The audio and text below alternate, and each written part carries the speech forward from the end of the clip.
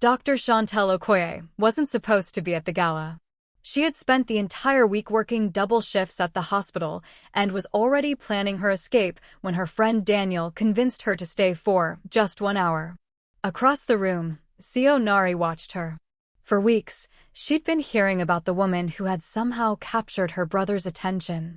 Tonight, she finally saw her. Nari picked up a glass of wine and started walking.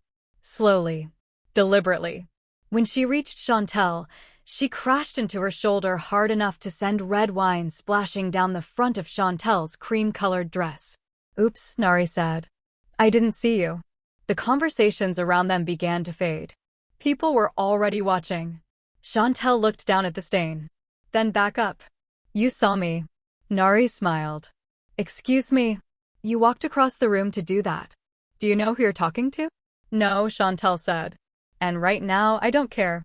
She reached out, took a fresh glass of wine from a passing waiter's tray, and poured it straight down the front of Nari's white designer gown. Gasps erupted around them. Nari stared at her in disbelief. Then her face twisted with fury. "Are you insane? Do you understand what this dress cost? Less than my dignity, I'm guessing." "Fix this mess," Nari snapped, stepping closer. Or what?" The voice cut through the ballroom. Every head turned. Seo Jaehyun was already walking toward them. Nari immediately pointed at Chantel. "She attacked me. I was just standing here and she threw wine on me." Jaehyun didn't answer. His eyes moved from the stains on both dresses to the half-empty tray beside the waiter and finally to Chantel's face. She looked irritated. Not guilty. Not afraid. Just irritated. "Jaehyun, are you even listening?" Nari demanded. Then she grabbed Chantel's wrist. "This woman needs to apologize right now." Chantel looked down at the hand. "Then back up. Take your hand off me." Nari tightened her grip. Chantel's expression hardened. "You have 3 seconds."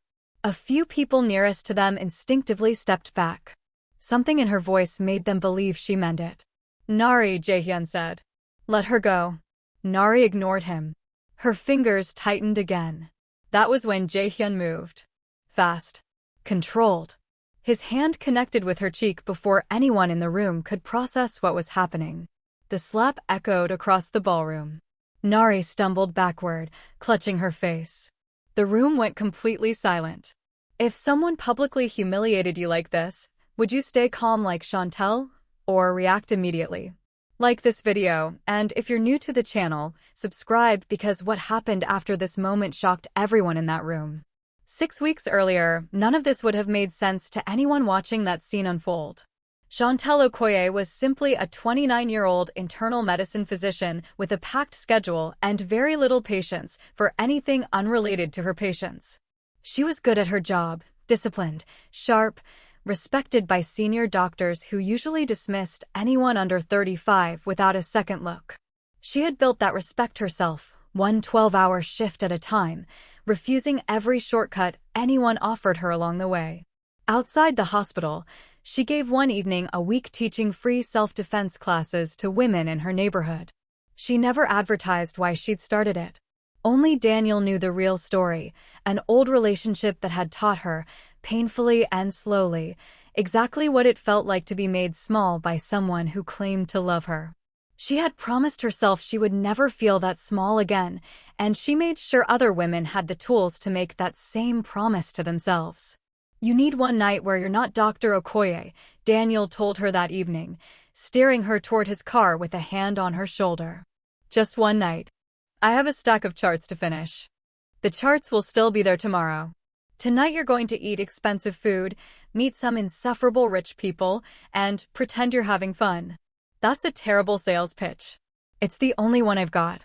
The dinner turned out smaller than she expected, a private gathering of investors and entrepreneurs in the back room of a restaurant Daniel had clearly visited before.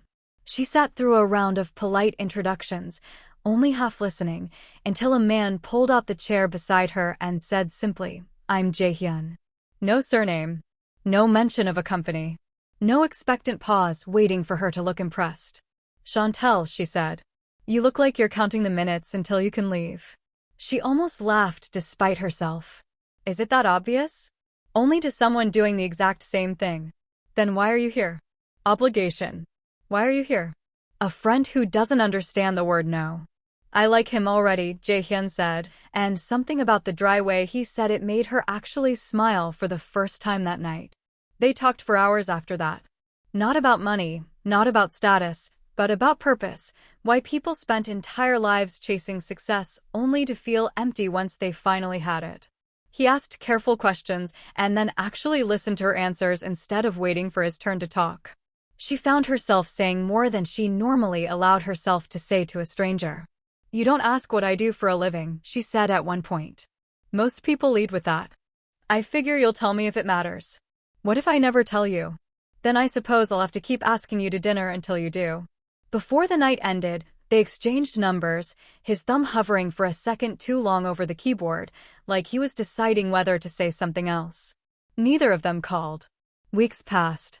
Chantel buried herself back in work, and if she thought about the quiet, unassuming man from that dinner, she told herself it didn't matter. Strangers met and disappeared into separate lives all the time, and there was no reason this would be any different. Then one afternoon, a new family member accompanied her regular elderly patient, Madame Seo, into the exam room for a routine appointment. Chantel was reviewing the chart when she looked up and froze. You, she said. Jae-hyun blinked, equally caught off guard. Dr. Okoye. His grandmother beamed from the exam chair, delighted. You two know each other? We met at a dinner, Jae-hyun said, recovering quickly. I believe I misplaced her number. You lost it, Chantel said flatly, crossing her arms. I prefer to say misplaced. There's no difference. There's a significant difference. Misplaced implies I intended to find it again. Madame Seo laughed warmly, watching the exchange with obvious delight. She's wonderful, Jae-hyun. Gentlest hands of any doctor I've had in years. You should take her to dinner properly this time. Grandmother. What? I'm old. I'm allowed to say what I think. After the appointment, Jae-hyun lingered in the hallway while Chantel finished writing notes at the nurse's station. Coffee, he said. To make up for the misplacing. You're going to lose my number again. I'm not. He pulled out his phone right there, in front of her, and called her number, watching her own phone light up in her coat pocket. Saved. Permanently this time. You can check. She tried not to smile and failed completely. Fine. Coffee. One time. That's all I'm asking for. Coffee became dinner. Dinner became long weekend walks through bookstores and street markets, the kind of slow, unremarkable dates that somehow meant more than anything dramatic could have. They sat in his car after midnight more than once, talking until one of them had to admit they had work waiting in the morning. Tell me something you've never told anyone, she said one of those nights, her seat reclined slightly, watching the streetlights blur through the windshield. That's a big ask for someone who still doesn't know what I do for a living. You don't have to tell me that. I'm asking for something else. He was quiet for a moment. I used to want to be a teacher. Before all of this. I liked the idea of explaining something until it finally clicked for someone. What happened? Life happened. Responsibility happened. He glanced at her. Your turn. I'm afraid of becoming someone who can't feel things anymore. I see so much loss at the hospital that some days I worry I'm running out of room to actually feel it. You don't seem like someone running out of room. Give me time. She noticed things along the way, the kind of small details that didn't add up to an ordinary businessman. A restaurant owner who refused to let Jae-hyun pay no matter how firmly he insisted. Strangers on the street who lowered their eyes and stepped aside the moment he passed. One night, walking toward a restaurant, a group of heavily built men cleared the doorway in unison the second they noticed him, murmuring something respectful under their breath. She noticed. She filed it away. She didn't ask. The first time she saw the other side of him was entirely by accident. They were leaving a restaurant after dinner when a drunken man shoved an elderly waiter so hard that the old man stumbled into a table. Before Chantel could react, one of the men standing several steps behind Jae-hyun moved instinctively. Jae-hyun lifted one finger. The man froze instantly. Jae-hyun walked over himself. He helped the waiter back onto his feet, brushed the dust from the old man's sleeve, then turned slowly toward the customer. "You have 10 seconds," he said quietly, "to apologize." The man laughed. Nobody else did. 9 seconds later, he apologized with shaking hands. Jae-hyun simply nodded once and walked away. Chantel watched him the entire walk back to the car. "People listen to you," she said. "Sometimes. Not sometimes. All the time." He looked out of the window instead of at her. She didn't ask another question. But for the first time, she wondered exactly who this man really was. Jae-hyun, for his part, noticed that she never asked. Everyone else in his life wanted something from him the moment they understood who he really was. Chantel seemed entirely uninterested in finding out, and that, more than anything, was what kept pulling him back to her. The illusion broke on an ordinary Tuesday evening, 3 months into whatever they had quietly become to each other. They were halfway through dinner when his phone rang. He glanced at the screen, and something in his face changed instantly, the warmth draining out of it, replaced by something colder and more focused than she'd ever seen on him. "I have to go," he said, already standing, already reaching for his jacket. "Jae-hyun, what's happening?" "I'll call you." "You can't just." "I'll call you, Chantel." And he was gone before she could finish the sentence, leaving her alone at a table for two with his unfinished plate across from her. The next morning, the news reported a violent clash between two rival organizations near the docks. 3 men hospitalized. Property destroyed. No arrests made. Chantel read the article twice, her coffee going cold in her hands, her mind running through every strange detail she'd quietly collected over the past 3 months and refused to add up.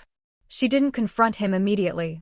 She let 2 days pass, gathering the courage to ask the question she already suspected the answer to. When she finally did, she asked it directly, sitting across from him at her own kitchen table, her hands wrapped around a mug she wasn't drinking from. "What exactly do you do, Jae-hyun?" He didn't flinch. He didn't lie either. "I lead an organization. It's not the kind of business that gets written about in financial magazines." "Is it dangerous?" "Yes." "Are you dangerous?" "To the people who deserve it." He held her gaze steadily. "Never to you." "Never." "How am I supposed to believe that?" "Because I've had 100 chances to lie to you about what I am, and I haven't taken a single one."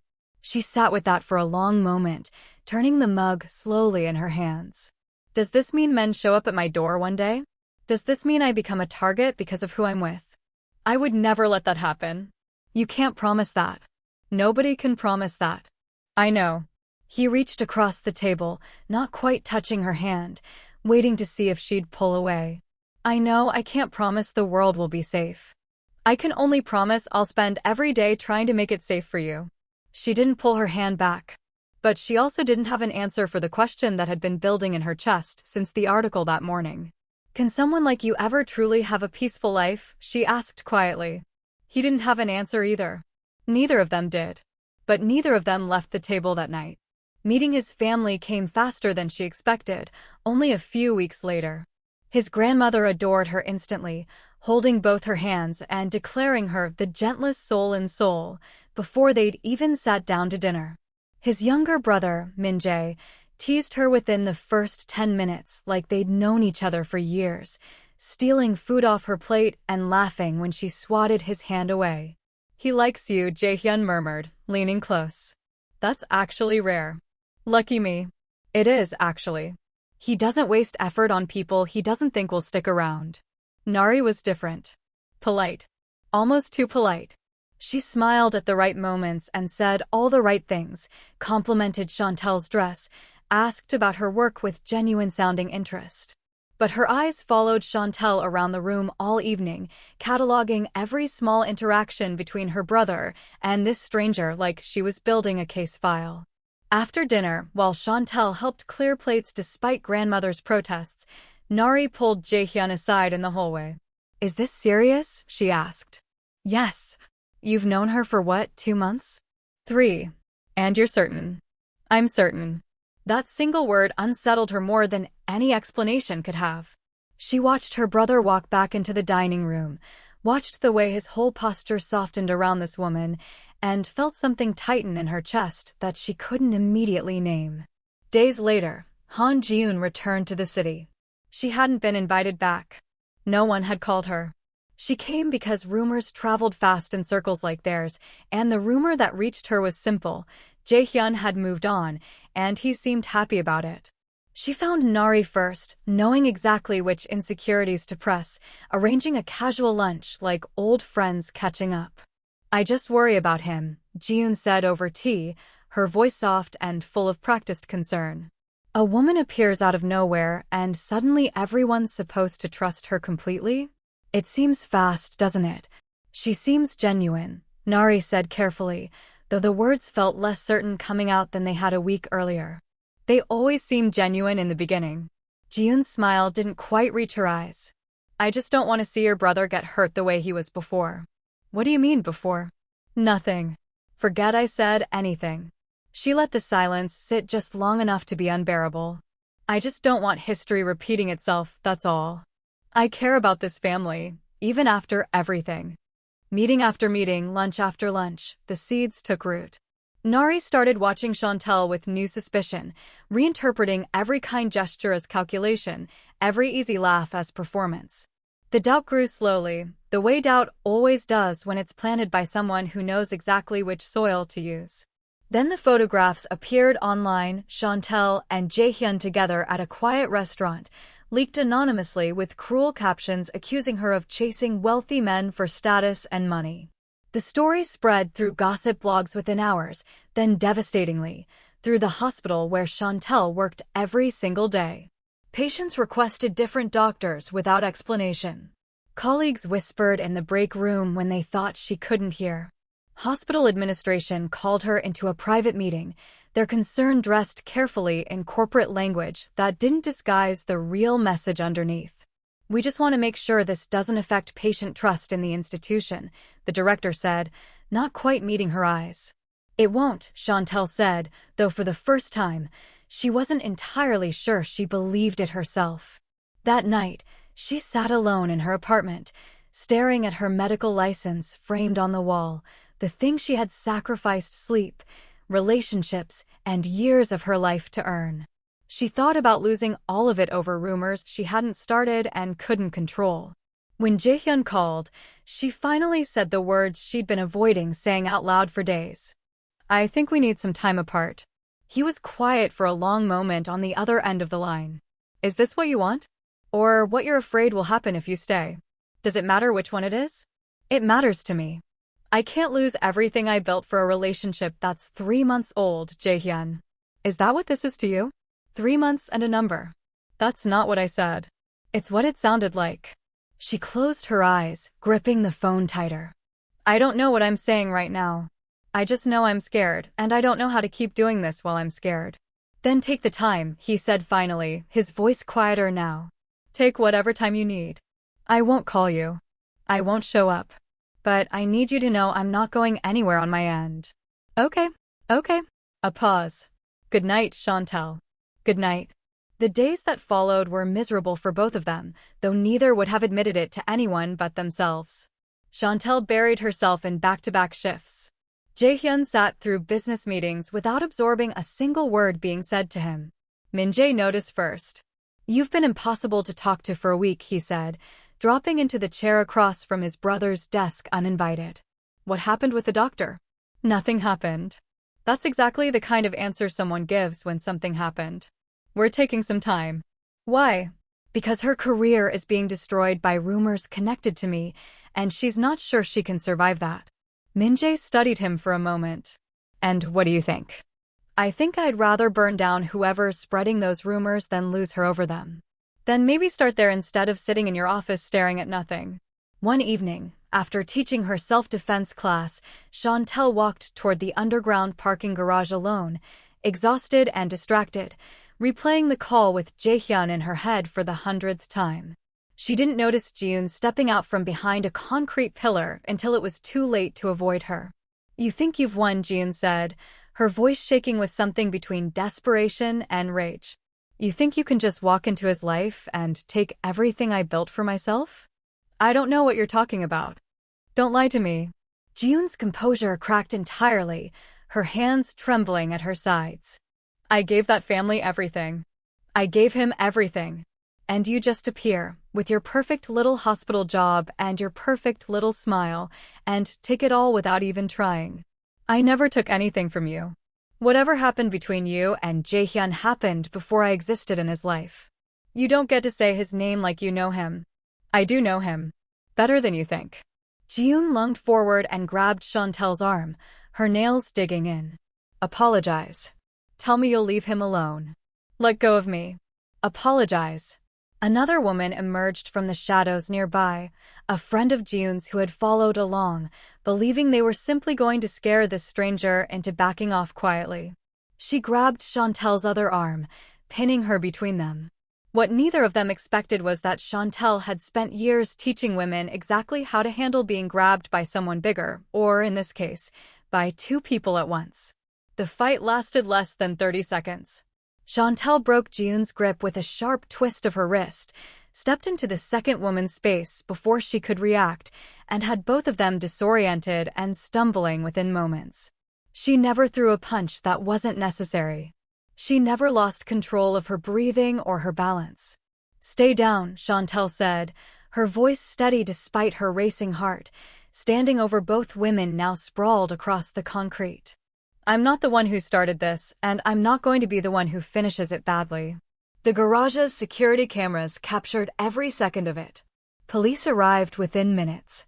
Jiyoon left in handcuffs, sobbing, humiliated in front of the small crowd that had gathered near the garage entrance. Chantel, shaking slightly now that the adrenaline was fading from her system, declined to press charges when the officer asked. I just want to go home, she told him. When Jaehyun found out the next morning, his reaction wasn't anger at Chantel for defending herself. It was something heavier, something that sat in his chest like a stone. Why didn't you call me? He asked, standing in her doorway, his voice unusually unsteady. Because it wasn't your problem to fix. Chantel, every time you protect me from your problems, you take away my chance to protect you too. Do you understand what that feels like, finding out after the fact that you were attacked and handled it completely alone? I didn't want to be one more burden on you while you were already dealing with everything else. You're not a burden. You've never been a burden.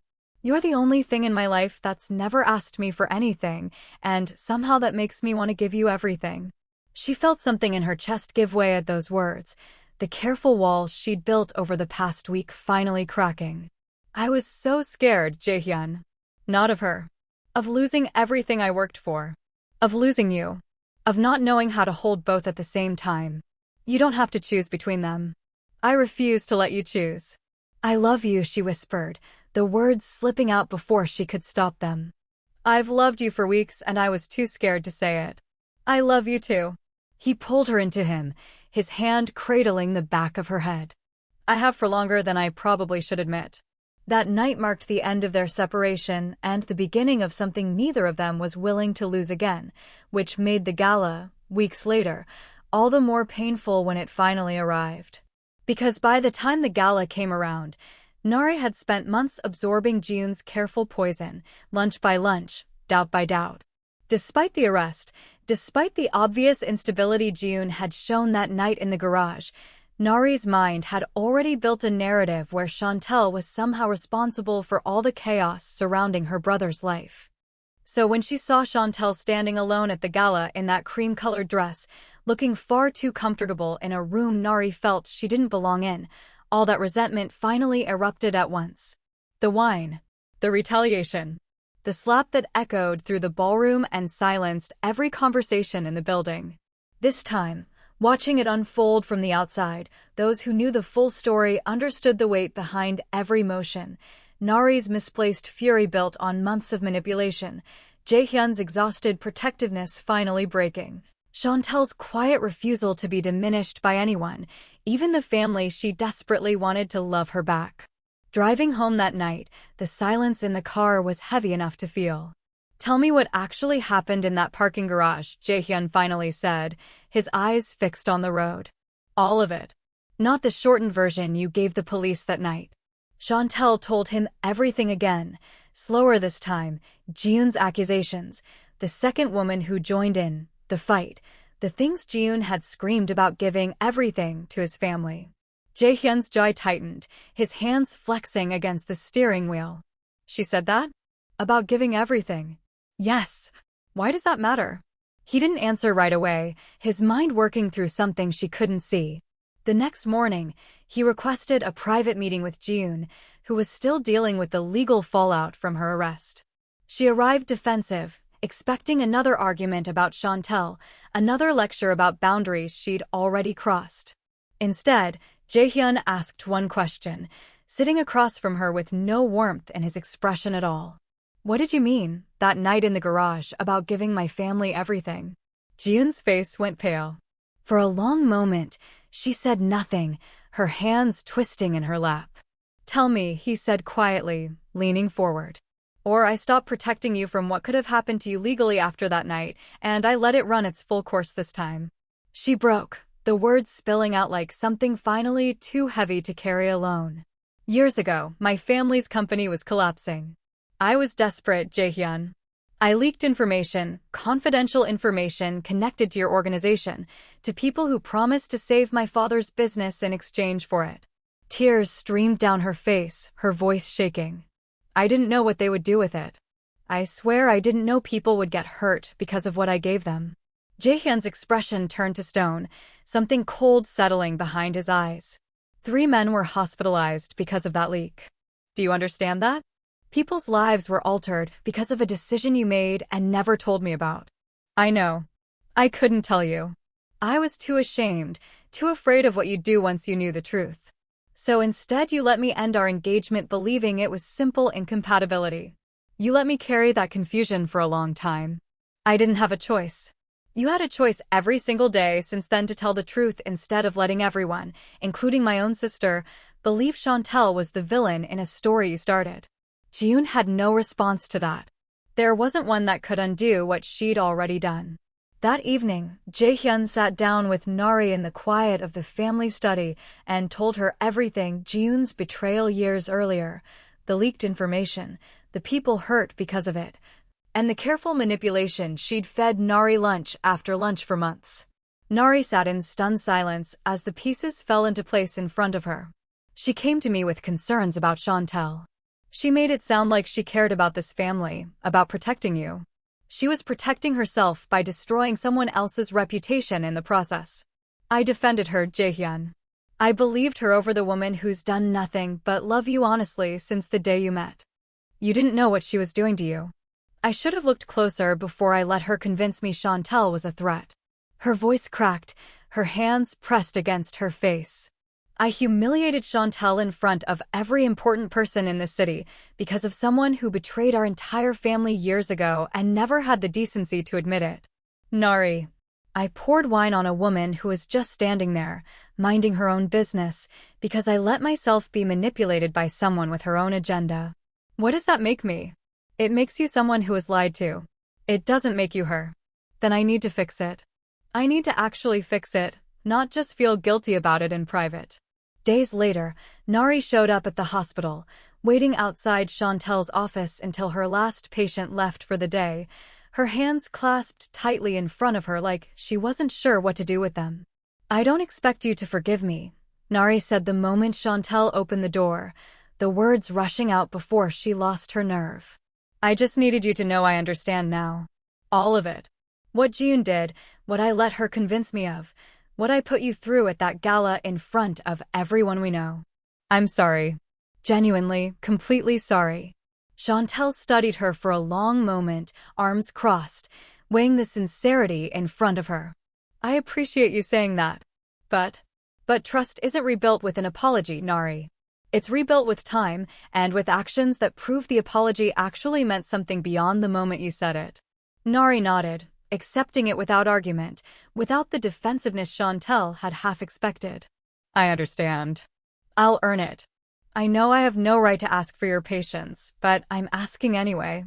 Then let's see what you do with it.